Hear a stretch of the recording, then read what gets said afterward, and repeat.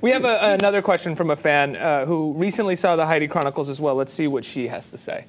After the show, we had a lively discussion about the themes of the show, about women's careers versus having kids.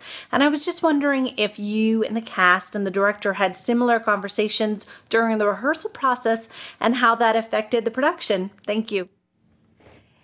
Yeah, we had a lot of conversations about that generation versus ours. You know, everyone in our play is sort of 35 and under, and various states of their lives in various places.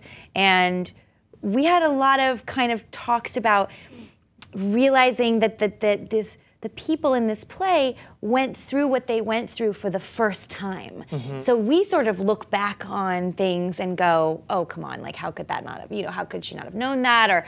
Or we look back with this sort of sense of looking at the past, and we had almost to really, a sense of entitlement, because you don't realize the fight that went. Absolutely. Yeah. So we had to really like investigate the fact that no, this was a new idea at the time. This was a revolutionary idea, and then relate it to our own lives, which we found incredibly easy. You know, I mean, Jason, who has this lovely, incredibly talented wife, and they just had a baby, you know, a child, and he's been talking about, you know, sort of seeing his wife deal with having a child and a career, and so he's experiencing that firsthand.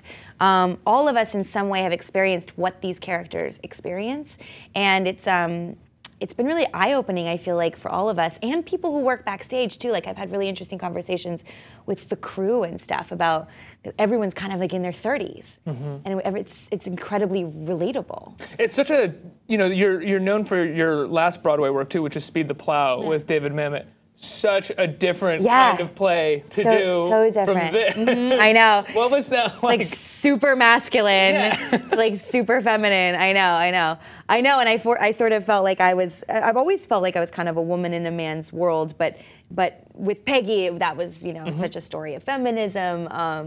Do you feel like playing Peggy prepared you at all for this role? Definitely. You know, it prepared me in a way where any sort of, I actually, when people say to me like, oh my God, the play is so relatable, I didn't realize, because it's from a different time, it's 60s, 70s, and 80s, I didn't realize that I would relate to the play. And for me, I'm like, really? Because I've been doing something for the past 9 years, about a decade, that is extremely relatable. So that concept isn't foreign to me. What's relatable about the decade for you?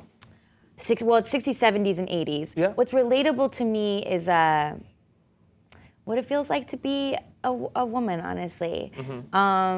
What does that feel like?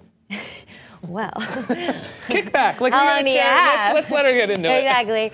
I think the idea of, you know, you kind of get to a certain age and you start to think about things, and you don't know whether or not you are, as we were just talking about, you don't know whether or not you want to do things because you're told that you have to do them and you're conditioned to do them, and this is what one does when one reaches a certain age as a woman, or because you want to, and having to sort that out.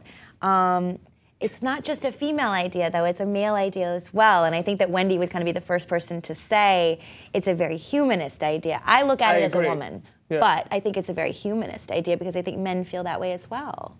I agree, and I think the play explores that a little bit. Like I said, we see that in Scoop's character specifically. Is what he wants what he's been told to want, or is that just what he wants? Absolutely. I think that plays so much more often. I think you would say this. I can't say this personally, but for women, because women, it is a fight against what you've been told to want for so long. So at this point, is what you want what you're told, or just your innate, personal, individual nature? Exactly. And luckily, we live in a time that don't have it easy. I know. You guys do not have it easy. No, I don't. There's a host of other things we could get into as well, but another day. The other thing I really relate to as well is, you know, and the thing that I connected to first about the play was her relationship with the two men.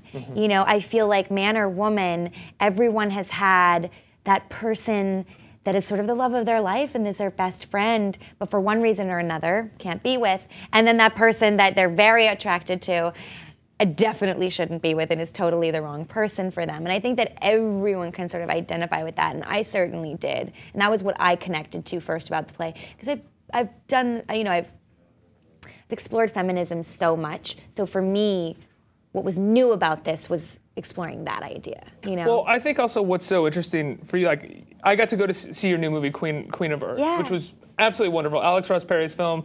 You produced it. I thought it was such a phenomenal film. I've told you this several times. Thank you. Then you have Peggy, you have Queen of Earth, and you have the Heidi Chronicles, which are these very interesting explorations, this trifecta exploration of women, and not necessarily feminism, but women. And I thought that was so interesting. I was like, oh, she's taking on such complex female roles. But then I sort of rethought that, and I was like, well, why wouldn't she? Right. And it's just that there's so few of those. Why am I even questioning that? Like, I wouldn't. Exactly. Exactly. It's sort of, you get asked, like, oh, are you choosing this because it's a feminist? Are you choosing this because it's a strong woman? And I'm like, no, like, Peggy was incredibly flawed and naive and sort of stubborn, and she was not some sort of martyr of feminism. She was an incredibly flawed, vulnerable person, which made you identify with her, you know? Heidi is sort of very, very sad at a certain point, and definitely... Well, she feels betrayed by feminism at one point. Absolutely, and she feels stranded by her generation. She's very caustic. She's not a perfect person by any means. Many would argue that's what makes them even more of a feminist as well. Exactly. So it's like... I get asked, are you interested in playing feminist? Are you, do you choose this role because it's a feminist? And I was like, no, I choose it because it's a complicated, interesting woman that I feel like I can relate to and other people will relate to.